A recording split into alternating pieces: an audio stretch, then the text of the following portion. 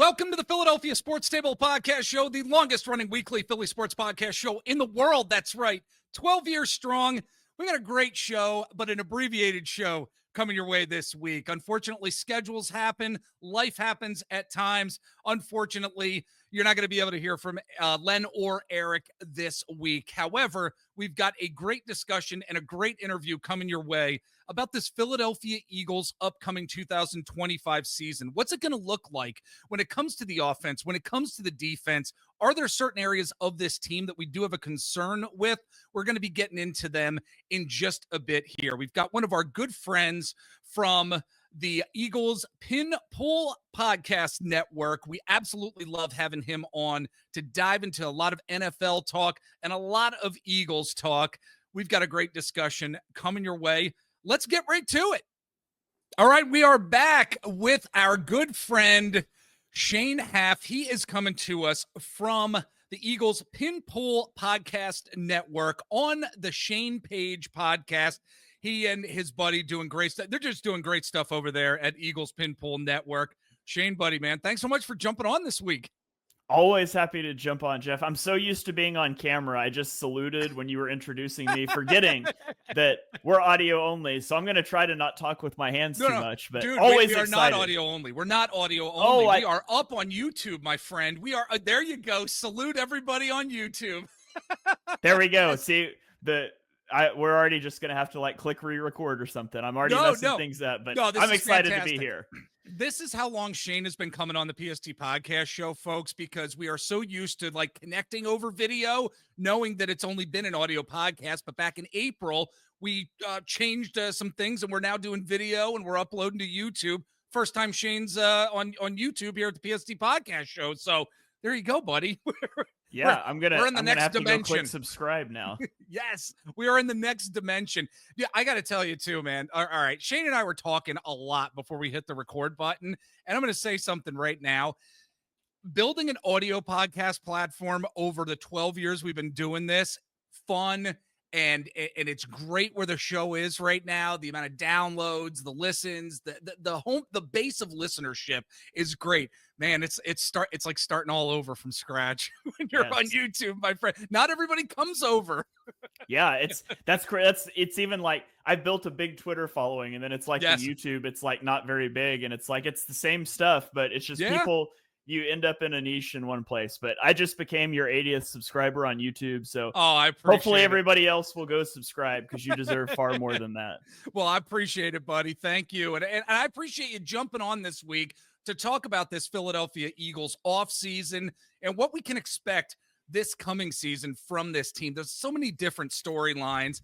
And I want to have a little fun right off the bat here, because I really do. I want to whether it's making fun of some folks and some storylines that have been absolutely ridiculous in the Eagles discourse and online media world over the past few weeks here. There's an entire media ecosystem, the world of Philly sports around this time of year, as you know, Shane, that aims just to gin up stories, invent completely stupid narratives, throw some nonsense against the wall, see what sticks. And we see that within the Philly sports radio scene around this time every year, right before training camp starts. So there's been a lot out there recently. What has been, in your opinion, the most ridiculous Eagles storyline so far during this offseason? Man, I might not have the best answer here. So to be honest, I am never that engaged in the Philly radio scene. Bless your soul. Partially it's because I'm removed geographically. So in Oklahoma, I have to search it out. And partially because it's mostly garbage. Right.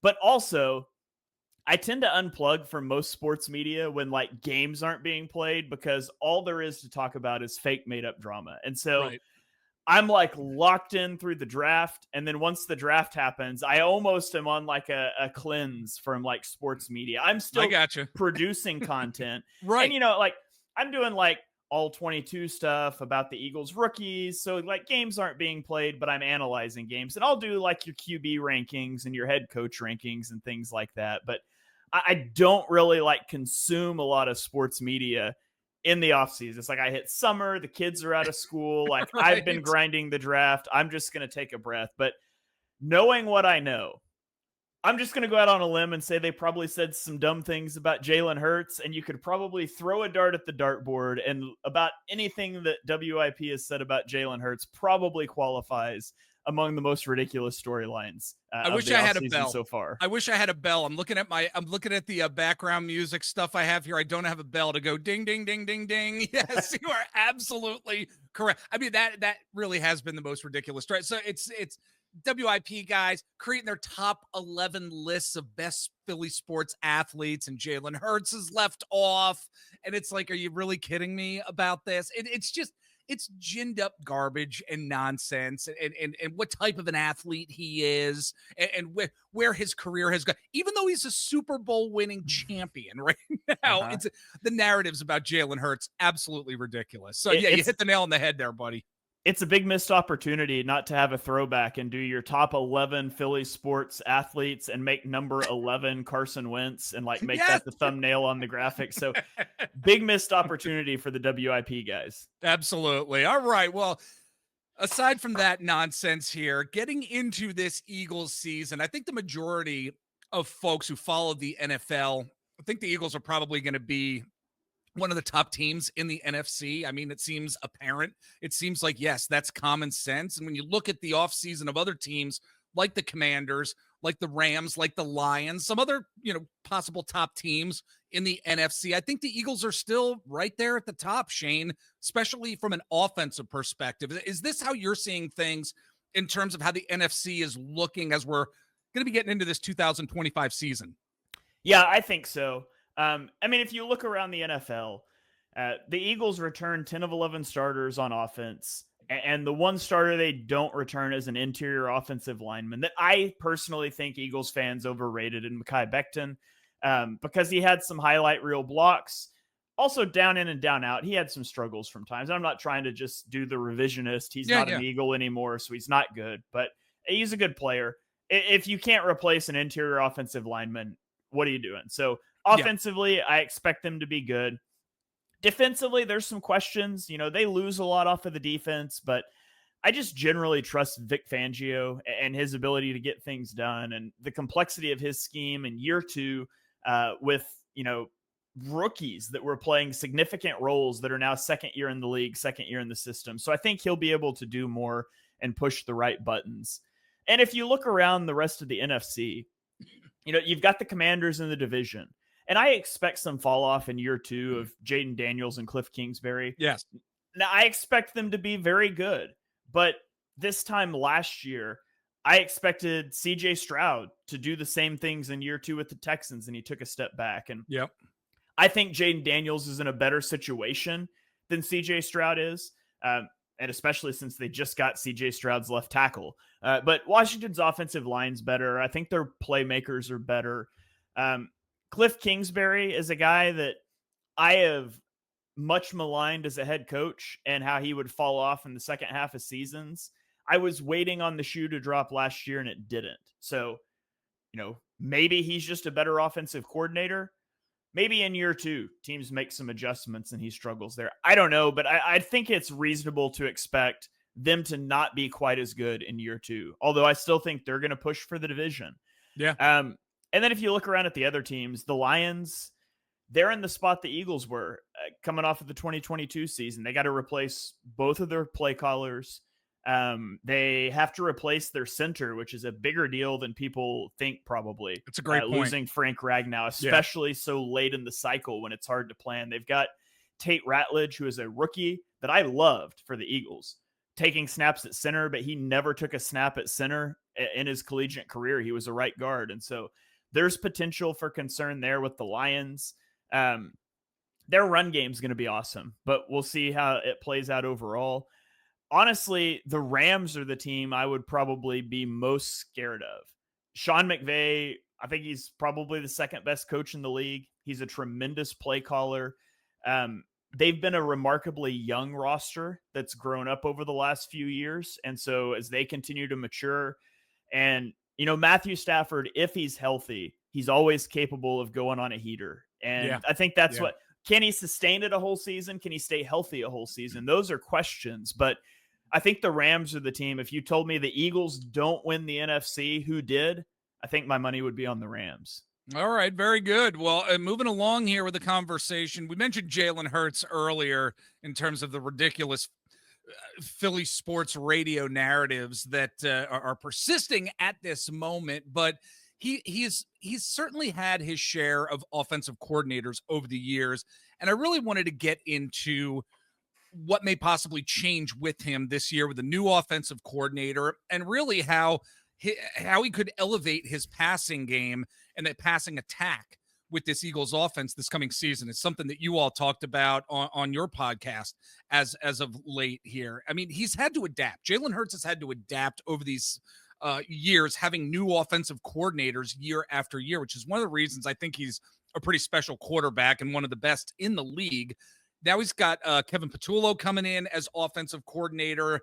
Again, in listening to you and your co-host talking about Jalen Hurts' game as of late and how we might see it change for the better, I'm wondering what type of changes might we see with this new offensive coordinator and Kevin Patullo, and how might Jalen Hurts really continue to elevate his passing attack in this offense?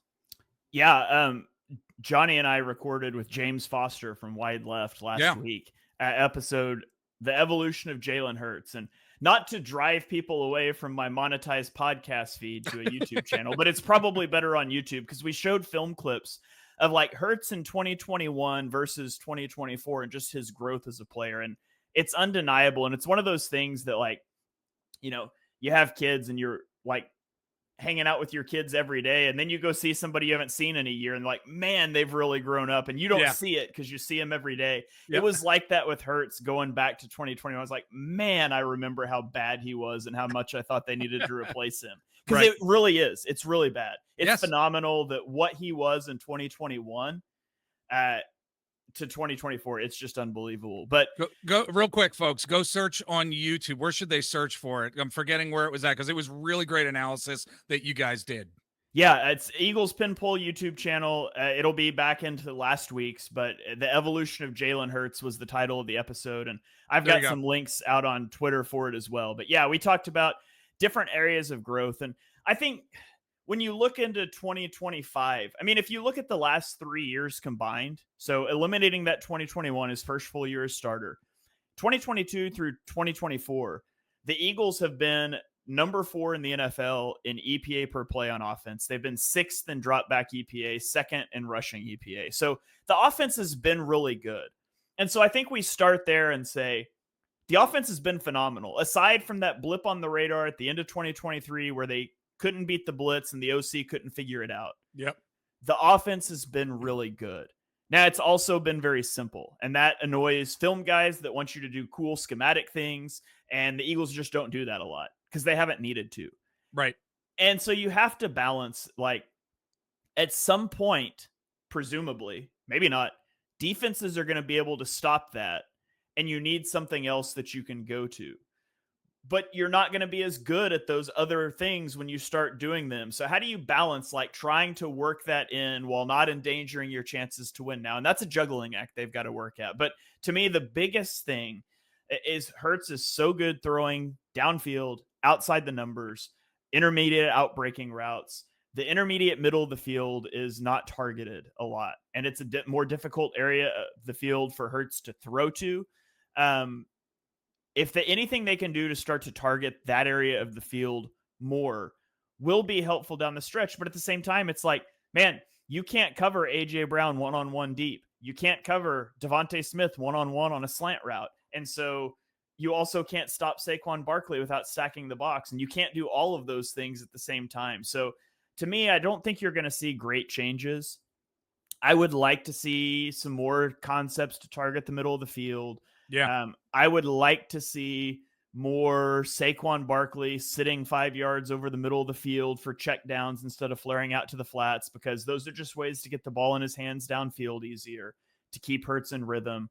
And I would like to see, my refrain last year was less backside timing routes. Like, to me, you can't run a front side concept and then your backside be a curl route or some sort of timing route, because Hurts just isn't going to progress to that quickly enough. And that's not a knock on Hurts. I would say there's maybe like 2 or 3 quarterbacks in the NFL that can. So more things coming into his field of vision from the backside, more things targeting the middle of the field. That's what I would like to see. That said, I don't think you're going to see big shifts in the offense this year. Kevin Patullo's been in the building. He knows the systems. I think it'll be largely similar to what we've seen in years past with a few wrinkles. Yeah, I really hope to see more passes over the middle of the field, like you mentioned, Shane. I mean, it was a storyline consistently talked about and discussed, especially last season when there are guys open over the middle and he's preferring to throw outside. It's an interesting storyline that we're definitely going to be getting into, I think, more and talking about more this upcoming season. But, one of those guys who at times we want to see Hurts hitting over the middle is Dallas Goedert. And we know how important Goedert has been to this team over the years. And in fact, I mean, I truly believe that this team may not have won the Super Bowl last year without Dallas Goedert and his performance in the postseason. I mean, the tight end position has always been an important part of the Philadelphia Eagles offense. I mean, going back like decades now at this point. I'm just wondering what we should be making of the future of the tight end position and the tight end room with this Eagles team. And if it's still going to be important in the future when Goddard's no longer on the team. Have you been giving this some thought? Yeah, Dallas Goedert's so good. He's so important to what the Eagles do. And I thought it was absolutely insane when there was rumors about them trading him for like a day 3 pick. I was not happy. Yeah. Last season, Dallas Goedert averaged 2.2 yards per route run from 11 personnel, which was the second most among all qualifying tight ends. And then you look at the run game, the Eagles averaged 6.3 yards per carry when Dallas Goedert was on the field, 4.9 when he was off the field. So that's almost a 1.5 yard per carry swing. Yeah. People underrate Dallas Goedert, I think. And a lot of it has to do with volume. If he was in a different offense that didn't have an A.J. Brown, Saquon Barkley, Devontae Smith, I think he would put up a lot bigger numbers. Now, health has been a thing for him, but what makes him so valuable is he is such a good route runner. He's so good after the catch, and he can block really well. And a lot of times it's pick 2 out of the 3 there. Yeah. Most tight ends aren't as good blocking as he is. And if they are, they're just don't offer anything in the receiving department. So Goedert being back is huge for this season. As for what the future looks like at tight end, I have no idea. I've wanted the Eagles to address tight end for a while. If you're going to run the sort of offense the Eagles are going to run, and they should, where they're such a run-heavy attack, Grant Calcaterra can't be your tight end 1. Like, no. Lining him up in line and asking him to block, it's just not advantageous. You would be better off going 4 wide receivers and spreading the field. Kylan Granson, Harrison Bryant, these guys they brought in. I mean, we'll see. They were available for a reason. They signed small contracts for a reason. So I would like to see the Eagles go address tight end. And I understand, why you don't make a move up. Colston Loveland went way higher than I thought he was going to. But yeah, I understand. Tight ends got a little crazy in the draft this year because there was a lot I liked and they all went way earlier, other than Tyler Warren, than I expected. So I get why you don't make the move this year, especially you got Goedert, but I would like to see them aggressively target tight end, maybe as soon as next offseason if Goedert walks. All right. It's an interesting storyline for sure. Again, folks, we're talking to Shane Haff from the Eagles Pin Pull Podcast Network, the On the Shane Page podcast. Great stuff they're doing. They got a Patreon as well. Search out Shane if you're watching on YouTube. He's got his handle right there at Shane Haff NFL. If you're listening to us, follow Shane on the Twitter/X at Shane Haff NFL. A great follow. Lots of great content. But moving along here, I really wanted to dive into the number 3 wide receiver position on this team and really who that is really going to, who it's not only going to be, but really what's it going to look like? Because I do wonder if the number 3 wide receiver is really going to be given a chance this coming season, given an opportunity to catch the ball and be a contributor. We saw, I think, at times the skill that Jahan Dotson had last season. Of course, he had that big catch on the opening drive in the Super Bowl, but was largely unseen. Now, whether that was the coaching staff just making it that, or whether it was Jahan Dotson not necessarily integrating himself into the offense the way that he should. I think the jury's out on some of that. But I'm wondering, Shane, what are your thoughts on the number 3 wide receiver position and what that position is going to mean to this offense this coming season? Yeah, wide receiver 3 is one of those things where I would always like the Eagles to have a better wide receiver 3. Yeah. But at the end of the day, the same thing we talked about with Dallas Goedert comes into play at wide receiver 3. Are you going to expend significant resources on the wide receiver 3 in a run-heavy offense that features A.J. Brown and Devontae Smith? Right. And I just don't think you are. The Eagles were the second lowest early down pass rate in the NFL this season. They were only ahead of the Packers in that regard. So I would like to have a better wide receiver 3. I would like to have more depth at the receiver position as well. However, it's really hard to develop a guy when they're not going to get a lot of targets. And it's hard to justify drafting a guy in the first or second round that doesn't need as much development when, again, there's a logjam at the wide receiver position. And so, Jahan Dotson, I think Jahan Dotson is a fine wide receiver 3. I don't think he's much more than a wide receiver 3. And there's things he really struggles with, like getting off of press coverage. You press him, you can take him completely out of a play. And honestly, there were times last year he was running like the clear out route on a sail concept, and he got pressed so hard it also took away the corner route that you're trying to throw, that you're trying to run coverage off. He just couldn't get downfield. And so there's issues there. My ideal wide receiver 3, it's tough because a lot of times the team will say, let's get a speed guy as our wide receiver 3 so we can stretch the field vertically. Well, A.J. Brown's one of the best deep ball receivers in the league. Devontae Smith's not far behind, and neither of them are speed demons, but it's what good does the speed do me if I would rather stretch vertically with one of these other guys? Right. Okay, so what do you want? I see one of two ways the Eagles could go. One is give me a speed gadget type guy that I can manufacture touches for and use as a return man, a Kevontae Turpin type guy. So somebody like that would be nice if you could get it. The other option is to go let's call it Johnny Wilson, but he doesn't have hands of stone. Give me a power slot receiver that's a good blocker that can just be reliable for 1 or 2 targets a game over the middle. I wanted Johnny Wilson to be that, and he was pretty bad in his rookie season. And hopefully he can bounce back. Ideally, I'd love for him to be the long-term receiver 3 if he can develop as a route runner and, as a hands catcher a little more, because he is a good blocker, especially once he cleaned up the penalty issues. But at the end of the day, Jahan Dotson's the guy for this year, and help us if A.J. Brown or Devontae Smith goes down for an extended time. Yeah, exactly. It's one of the mind-boggling decisions I think that Howie in the front office made to bring in Jahan Dotson, considering giving up that 3rd round pick, correct? To get him and the underutilization of him. But then you made some great points too. Him getting off press. I mean, we know that's an issue.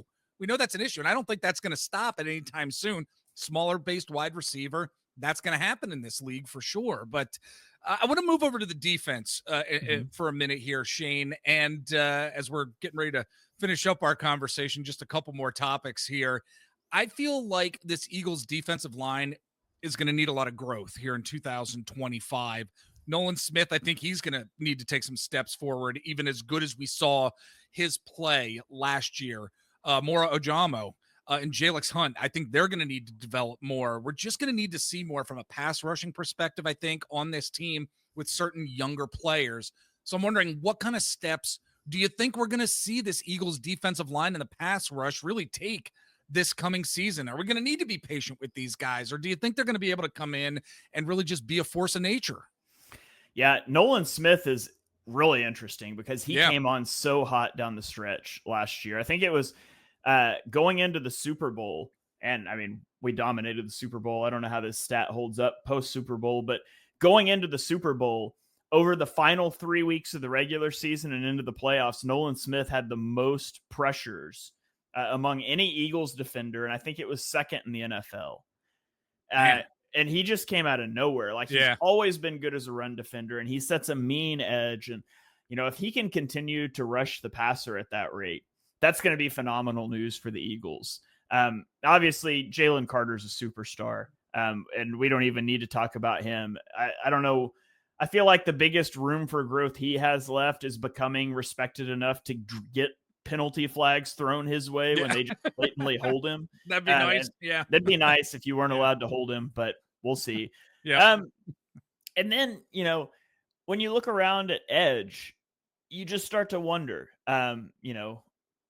Ty Robinson, is he going to kick out to edge? He was kind of a bit of a tweener. I see him more as an interior defensive line guy. And so, I like Josh Uche a couple of years ago. He hasn't done a lot in the last few years.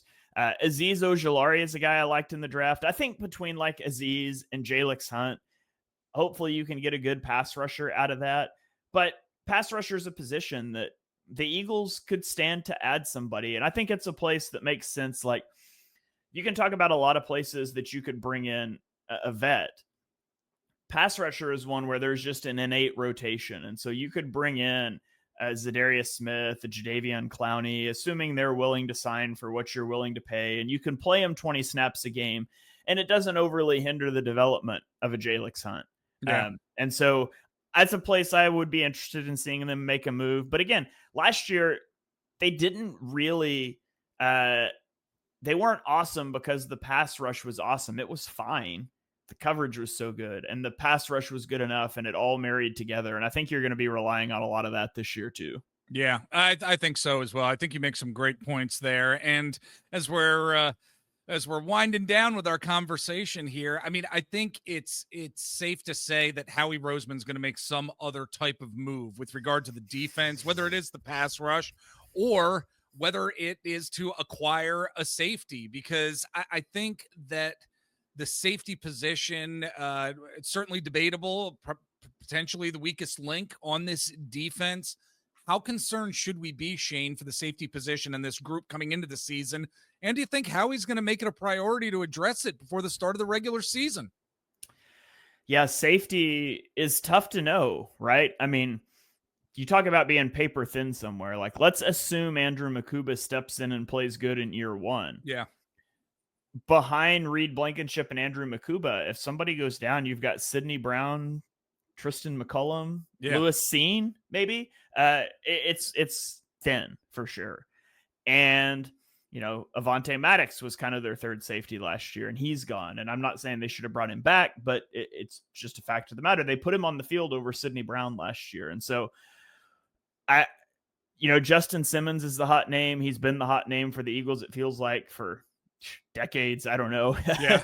We do the Justin Simmons conversation every year. And for me, I would bring Simmons in under two circumstances. One is it's a small enough deal that it works. And two is, like, you're not guaranteed the starting job. Are you willing to come compete with Andrew Makuba? And that's the thing. Like, you don't want to sign the guy and him be like, I'm starting. And then you are pigeonholed into it. Or if he gets beat out, you've got issues in the locker room. And so those two things have to be clear. But once that happens, I'm like, yeah, I would bring him in a heartbeat. Let him compete with Makuba. May the best man win. You've got depth all around. But if you walk into it as it is this season, I like Makuba, and I think he'll probably step in and be fine. I don't think the guy that he's replacing was overly great last year in Chauncey Gardner-Johnson. But this is the position that I think you have a chance for catastrophe if you don't make a move and injury strikes, because I don't trust, and I love Sidney Brown. I don't trust Sidney Brown to play post safety. I saw Tristan McCollum do it last year, and it wasn't very good. And so that's the place, that and edge rusher, the two places I would keep an eye on. If the Eagles were to make a move, I think it's one of those two. Well, it's going to be interesting with the training camp coming. Before we know it, it'll be here, man. And again, it was great talking with you, folks. He is Shane Haff from the Eagles Pin Pull Podcast Network. Buddy, let everybody know where they can find you out there, where they can subscribe to your Patreon platform. You guys are doing good stuff. Let them know about it. Yeah, so like Jeff said, the Eagles Pin Pull Network, it's a little slower right now, but we have a daily show on weekdays. It's like a 5 to 10 minute news update thing. Johnny and I put our film stuff on there. Birds of the Roundtable is doing like positional rankings. So we just did our top 16 quarterbacks. Next week, we're going to do running backs, and we're kind of moving through that in the off season. And so you can go subscribe anywhere you get your podcast. It's also on YouTube if you prefer video versions. Everything but our news show is on YouTube as well in a video format. So you can check those out. And then Johnny and I have a Patreon, patreon.com/ontheshanepage. For less than a cup of Starbucks coffee a month, you can come support us. We've been doing all 22 watch alongs for all of the Eagles rookies. We've got a Discord server. You can come hang out with us. And we're putting out a lot of exclusive Patreon content. So there's still free content, but more and more we've got stuff in our Patreon as well. Just practically, we can't put college all 22 out anywhere or you'll get banned. Right, but, right. Also, it's just a way to support us and our podcast stuff. So go check that out too. All right. And for our listeners here, if you want to get in touch with us, we'd love to hear from you. If there's anything you want us to talk about at the Philadelphia Sports Table Podcast Show, you can email us, philadelphiasportstable@gmail.com. We'd love to read your email here on the show and respond to it. That's going to do it for us this week, everyone. We will catch you next week where we got some great content coming your way. Take care, and we will see you soon.